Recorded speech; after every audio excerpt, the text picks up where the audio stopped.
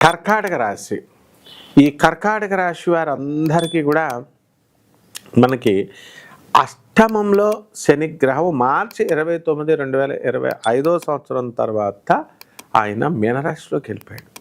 కాబట్టి బాగుందిరా బాబు, కర్కాటక రాశి వాళ్ళకి ఇంతవరకు 1-2 సార్లు మనం పనులు చేయాల్సి వచ్చింది, మరి ఇప్పుడు ఎలా ఉంటుందో అని టెన్షన్ పడేటటువంటి వాళ్ళందరికీ కూడా అమ్మయ్యా ఈ శని వెళ్ళిపోయాడు అని అనుకున్నారు. కానీ ఇంకొకటి ఏంటంటే మే 29, 2025 సంవత్సరం తర్వాత ఈ యొక్క శని మనకి మీనరాశి నుంచి కుంభరాశికి రావడం జరుగుతుంది. రాహు దీనివల్ల రాహువు అష్టమ రాహు వల్ల అనవసరమైనటువంటి విషయాలలో ఈ యొక్క కర్కాటక రాశి వారు బాధపడడానికి అవకాశాలు ఉన్నాయి.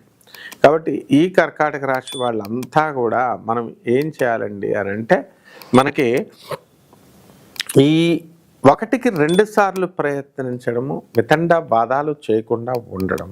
అయితే కర్కాటక రాశి వాళ్ళందరికీ కూడా రాత్రులు లేటుగా వెళ్ళేటటువంటి వాళ్ళకి డెఫినెట్గా కుక్క మిమ్మల్ని కరుస్తుంది.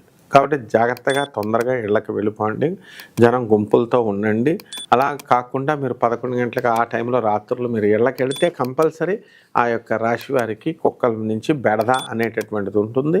మీ పేరు మీద ఉన్నటువంటి స్థలాలు ఇవన్నీ కూడా కాస్త రేట్లు పెరగవు, షేర్స్ ఇవన్నీ కూడా. కాబట్టి ఇలాంటి మరికొన్ని విషయాలు చేయడం కోసం మన